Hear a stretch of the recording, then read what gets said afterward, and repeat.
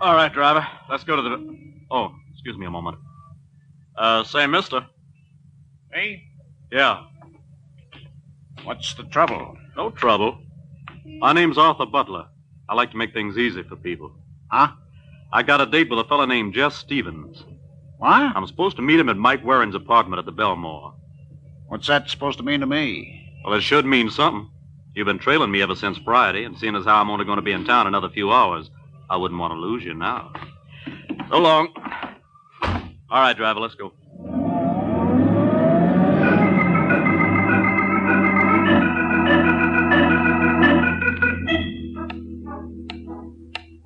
Is that the right time, Mike? More or less, Stevens. What's keeping our friend, Mr. Butler? Now, relax, Jess. He's only 5 minutes late. He'll probably be here. What did I tell you? Come in. Well, good afternoon, gentlemen. Oh, hi, Butler. We were just talking about you. I'm sorry I'm late. Oh, that's okay. I just didn't want to miss my plane to San Francisco. I've got to leave in half an hour. Can we get going? No, I don't see why not. All right, Mike. Suppose you take over. Well, I don't think there's much for us to do. Did you bring the model of the petroleum detector with you, Butler? Yes, sir. I got it right in this grip, chained to my wrist. All right, get your key ready. According to the contract, you were to get $25,000. Stevens gave you $1,000 when the contract was signed, and right here I have his check for the balance. Mm-hmm. Is it certified? No, but I can assure you it's good. Well, how do I know that? Hmm? Well, this is on a San Francisco check. I'm sorry, gentlemen, it won't do. Now, look here, Butler. We made a deal. Take it easy, Jess. I'll handle this. Listen, Butler. That contract is legal and binding. You try to renege on it. Oh, I have no intention of reneging, Mr. Warren. But until I see that $24,000 balance in cash, I'm not turning over this model. And where can we cash a check this size on Saturday afternoon? Well, that's your problem. Mm-hmm.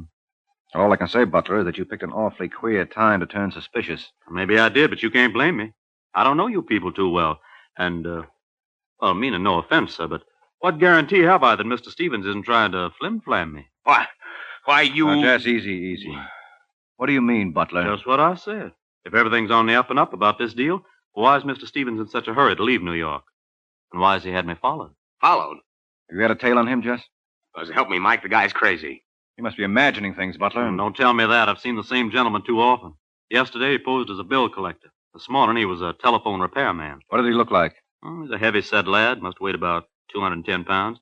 Brown curly hair. Oh, and across the bridge of his nose was a small scar. Sounds like Danny Lyons. Lyons? Who's he? The private detective who recently lost his license for being mixed up in some swindle. Mm-hmm. Now tell me I'm imagining things. And now look, Butler, Stevens didn't hire Lyons. Well, then who did? I don't know. Maybe I can guess. Who? Carl Conrad. Carl Conrad? Who's he? Oh, one of my competitors. Listen, Mike, is this man Lyons dangerous? Enough. Then I want you to leave that model here, Butler. You're crazy. I'm not letting this out of my sight till I collect that $24,000 I got coming. You'll have it Monday morning, just as soon as my bank opens in San Francisco. Fair enough. You'll get the detector then. Well, the least you can do in the meantime is to hire a bodyguard. Don't you worry about me, Mr. Warren. I'd look after myself. Oh, sure.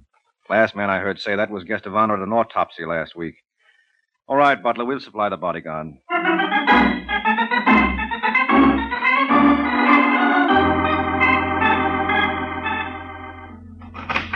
Yes? Is John Webster in? Do you have an appointment? Well, I think he'll see me. Where is he, in there? Just a second. That's all right. I'm an old friend of the family. Come back here. You can't walk in like that. What goes on here? Hello, Johnny.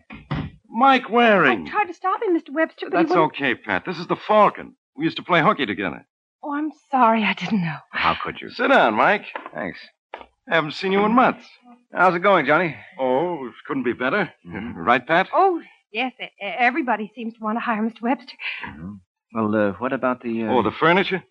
Well, I was referring to the lack of it. Oh, we took it out. We ordered a new batch. You know, that modern chrome stuff.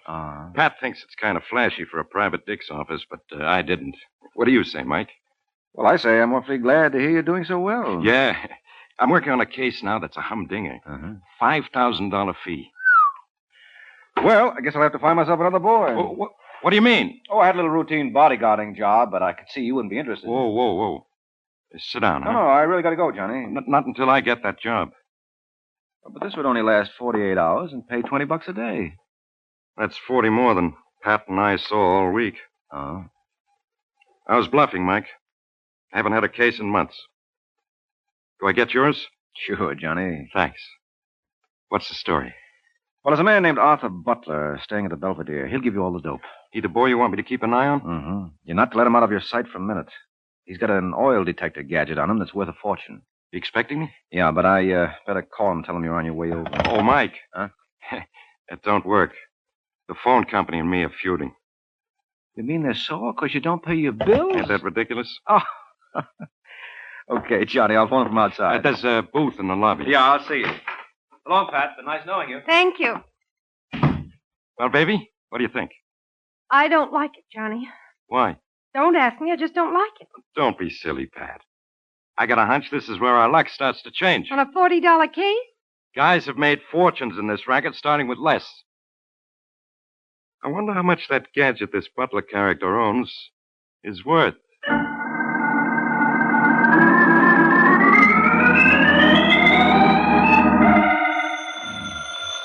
Oh, go away. Look, will you please go away? There's nobody home. That you, Warren? So sorry, Mr. Waring, not to go to Saskatchewan. Now, don't be funny. Huh? Who is this? Arthur Butler. Oh, do you realize what time it is, Butler? I'm sorry to disturb you, but I wanted to congratulate you and your buddy, Mr. Stevens, for that cute stunt you pulled. Stunt? Yeah, sending around that Johnny Webster. What's the matter with Johnny? Well, that all depends on your point of view. From yours, he couldn't have done much better. Oh, look, Butler, you're not making sense. Let me talk to Webster. Put him on. Oh, that's a nice act, fella, but it won't sustain. What are you talking about? Your friend Johnny skipped. Johnny Skip. What about the model? Oh, don't feel badly. He didn't overlook it. He's got it all right, but I want it back, Warren. And if I don't hear from you within 1 hour, you'll be hearing plenty from me.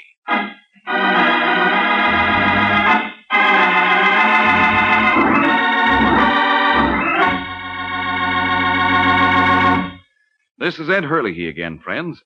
Well, it seems that if Mr. Butler doesn't hear from Mike, there'll be trouble. And if you ladies don't hear this idea I have for you this afternoon, you might have more trouble than necessary in planning your Lenten menus.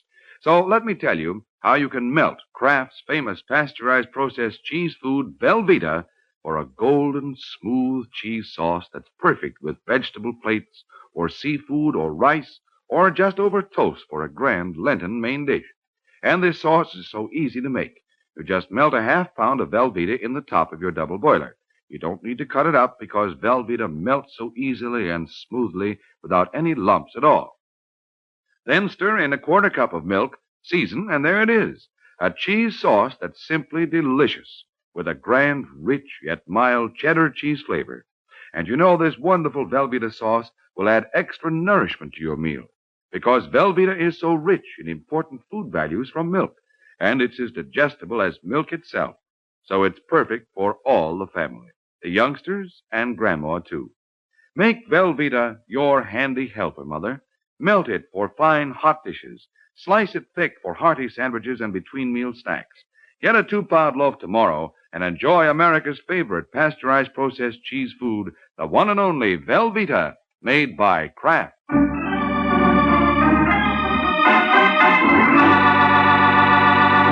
Now, back to the adventures of the Falcon. An hour has passed since Arthur Butler informed Mike that Johnny Webster removed not only himself, but the Butler petroleum detector as well. Now in his hotel room, Mr. Butler seems strangely annoyed. Well, what do you got to say for yourself, Warren? You told me this Johnny Webster was trustworthy. You said with him on the job, I had nothing to worry about. How did you learn that he skipped, Butler? I woke up at 3 in the morning and discovered this. That's the chain you had on the grip, isn't it? Yeah, You always sleep with a chain to your wrist? only since I got to New York. But as you can see, somebody took a pair of wire clippers to it. Where did you leave Johnny before you went to bed? On the sofa. He said he was going to read for a while, or so he claimed. Now, listen, Butler. You've got to believe me. I recommended Johnny Webster in good faith. I'll get back that model for you. When? As soon as I can find him. Yeah, well, that may be years, and I can't afford to wait. I'm going to the police, Warren. Now, you don't want to do that. Don't I? You just watch. Look, you're wrong, Butler. Publicity is the last thing you want in this case. No use talking. I made up my mind. Did you ask your cab to wait? Nope. No, there's usually one down at the corner. Well, seems like you're out of luck. Taxi?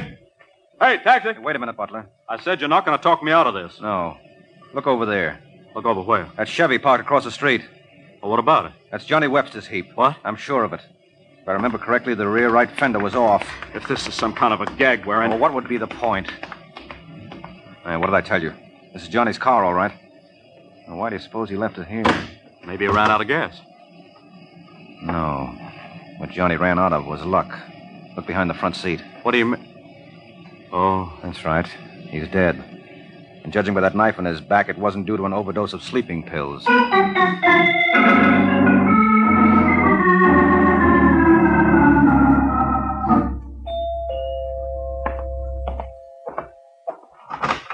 Yes? I'm looking for a party named Danny Lyons. Lyons? Mm-hmm. I'm sorry, Mr. Waring, Mike Waring. You have the wrong apartment. There's no such person here. Are you Carl Conrad? That's right. Come in. Thank you. I was given to understand that Lyons is working for you. Where did you hear that? From the usual reliable source. Well, you know how trustworthy they generally are. Yes, well, this came from a friend of mine, a man named Jess Stevens. Ever hear of him? Stevens?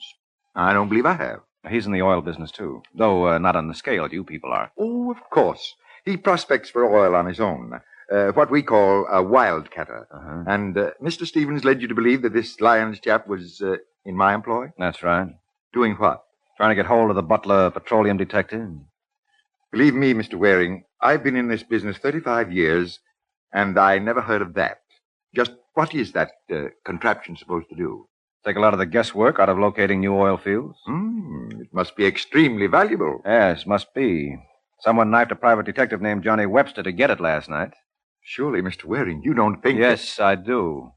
I don't know whether you're aware of it, sir, but you're being very insulting. If I am, it's entirely intentional. Then you can understand, under the circumstances, I must ask you to leave. Oh, sure.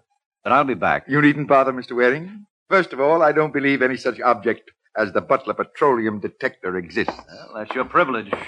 Oh, just a moment, sir. Yeah? I wouldn't want you to go off feeling I'm one of those diehards who doesn't believe there's anything new under the sun. No, of course not. As I said, I don't believe any such invention exists. However, I'd be willing to pay $100,000 to the man who can furnish the necessary proof that I'm wrong. I hope I'll be seeing you, Mr. Waring.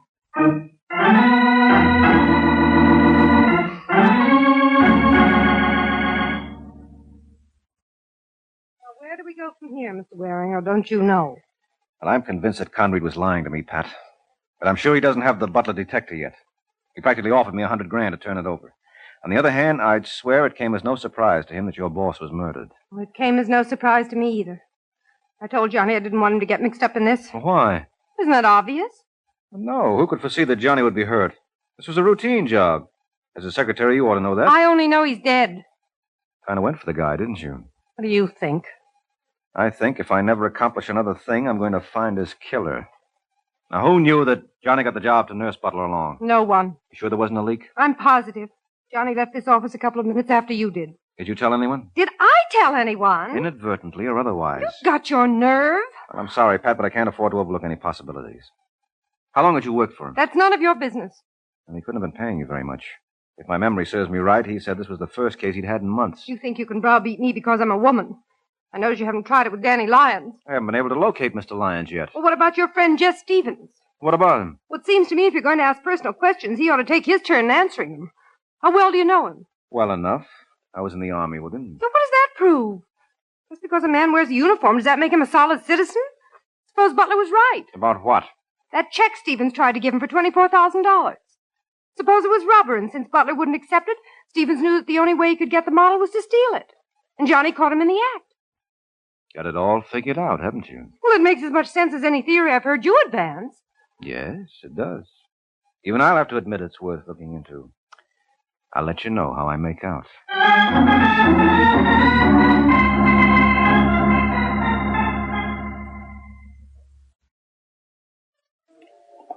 Hey, bartender. Bartender.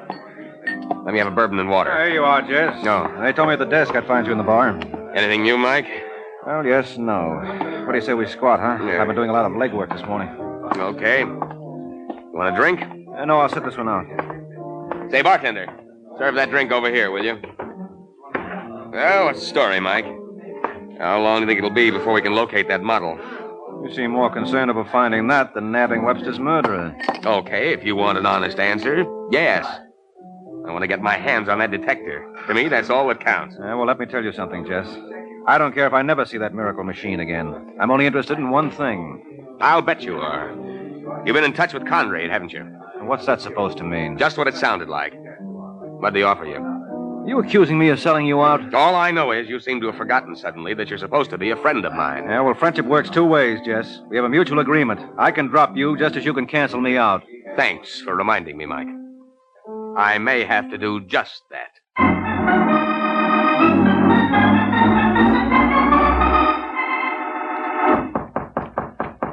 Just a second. Hello, Lyons. Mr. Conrad, what are you doing here? Well, if that mountain wouldn't come to Muhammad, Muhammad must necessarily go to the mountain. Well, I was keeping out of sight. You might have at least phoned me, Lyon. I had nothing to tell you. Mike Waring had. He told me that a chap named Johnny Webster lost his life last night trying to prevent a theft from Butler's hotel room. So? So, I'm merely putting two and two together. Sometimes you wind up with 22 that way. Let me ask you a question, Mr. Conrad. Suppose I told you I haven't got Butler's whatchamacallit. I wouldn't believe you. I thought you'd say that. How high will you go for it? We made a bargain last week, Lyon. Yeah, but the whole thing was strictly spec then. If I guaranteed to bring it over to your place in an hour, what would it be worth to you? I still think the stipulated price of $100,000 was more than ample. Will you go 50 more? 25, and that's my limit. Okay. What time have you got now? 9 o'clock. Go to your office, start counting it out. I'll see you at 10.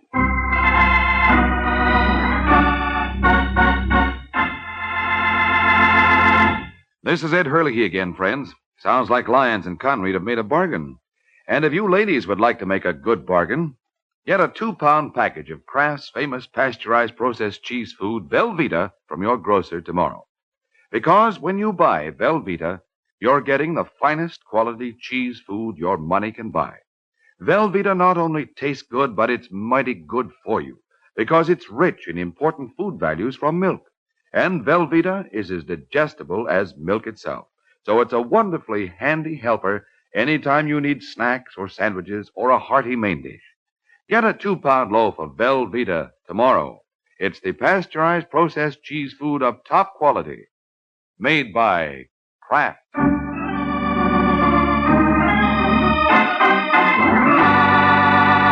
Now, back to the adventures of the Falcon.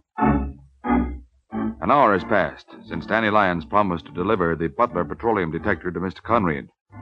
Now, at Mike Waring's apartment, the Falcon is just returning home. Come on in, Waring. The water's fine.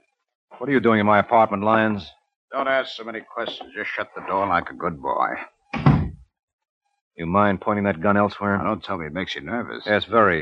You have no idea how easily those things go off. What makes you think I don't? Well, I assumed you preferred knives. What kind of a crack is that? I was thinking of Johnny Webster. Now, listen, Waring.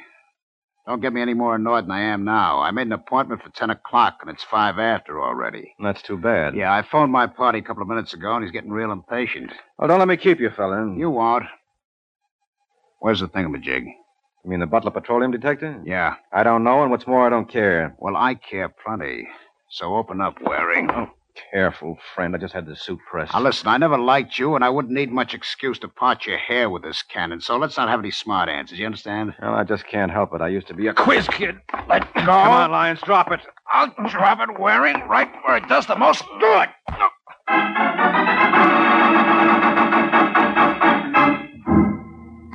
Waring? Waring. Oh, cut it out, Butler. You all right? How can I tell with you slapping me silly? I'm sorry. Can I get you anything? Yeah, you wouldn't happen to have a spare head on you. I'm afraid not. What happened? Well, it'll take too long to tell you. How'd you find me? I came up to see if you had any more information. What about the police? There's nothing new there. You know if they've spoken to Pat Dryden yet? Pat Dryden? Who's he? It's a she. She was Johnny Webster's secretary. Well, what's she got to do with this? Well, she's a gal with plenty of ideas. Hey, is she hooked up with Stevens? Because I'm convinced he's the boy I'm after. I'll bet you anything you want. He killed Webster and stole my model. Now, look, Butler. Don't misunderstand me, Waring. I don't think you had anything to do with it. Oh, thanks. What time have you got? 10:30. Why? Because I've got a hunch. And with a little luck, I may be able to wrap this whole thing up in a couple of minutes. Who you calling? Carl Conrad. You're barking up the wrong tree. I've been riding a merry-go-round for the past 24 hours. It's time I got lucky and caught the gold ring. Hello? Hello, that you, Conrad? Yes? Mike Waring. I have nothing to say Now, to you. don't hang up, Conrad. You'll be sorry. Remember that proposition you made me this afternoon? No. All right, I'll refresh your memory. You offered me $100,000 for the working model of the Butler petroleum detector. I'm no longer interested, Mr. Waring. What? I don't care to buy. I'll sell it for $75. I guess there's only one way to convince you I'm not interested. Hello, Conrad. Conrad! Well, he hung up. I'll get the number back. No, there's no need to do that. I proved my point. Oh? What was it? Oh, I'm sorry, Butler. I thought you knew. I was just proving that you killed Johnny Webster.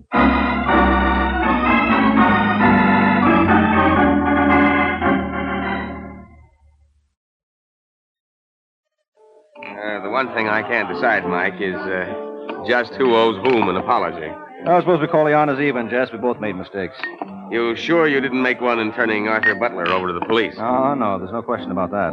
Butler killed Johnny, all right. Why? Well, to convince us that the detector had been stolen from him when it never had been. But why should a man steal from himself? No reason, except he could make a very handsome profit thereby. I don't get it. You know that contract you had with Butler? Yes?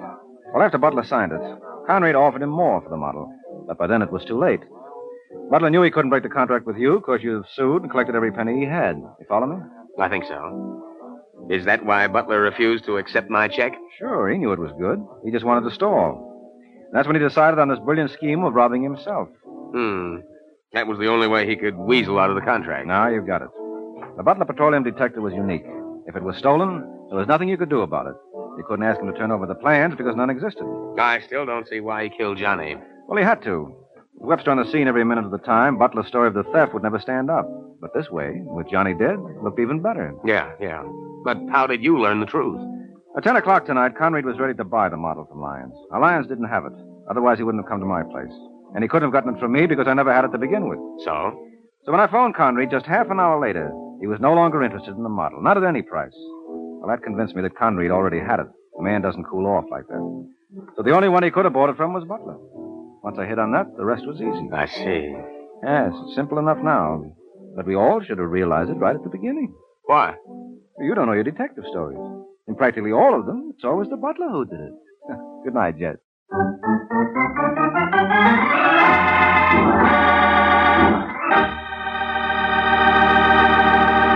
There comes a time in the life of every homemaker when she has to fix a dinner fast. And that's when Kraft Dinner is such a help.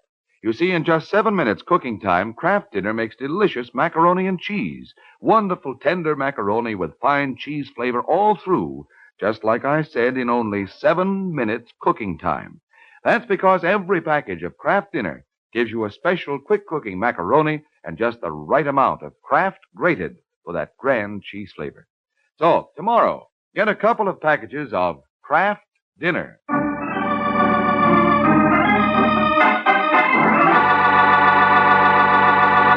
The Case of the Witty Widow. The Case of the Witty Widow. That's the title of next week's adventure of the Falcon, when Mike Waring learns that some women use guns on their menfolk only because they have scruples about divorce. So be sure to listen at the same time next week to another exciting adventure of the Falcon, brought to you by the Kraft Foods Company. The Adventures of the Falcon are based on a famous character created by Drexel Drake, produced by Bernard L. Schubert, written today by Eugene Wang, and directed by Richard Lewis. Music was by Arlo. Les Thamon was starred as the Falcon, with Elspeth Eric as Pat. Be sure to hear the great Gildersleeve next Wednesday evening over most of these stations. In next Wednesday's broadcast, Gildy comes face to face with an hilarious problem and solves it in a way that will keep you laughing for days.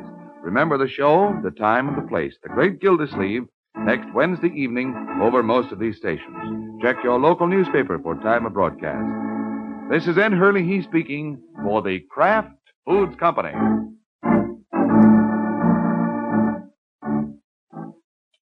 Enjoy Phil Regan's camp show today, and remember Tallulah's big show on NBC.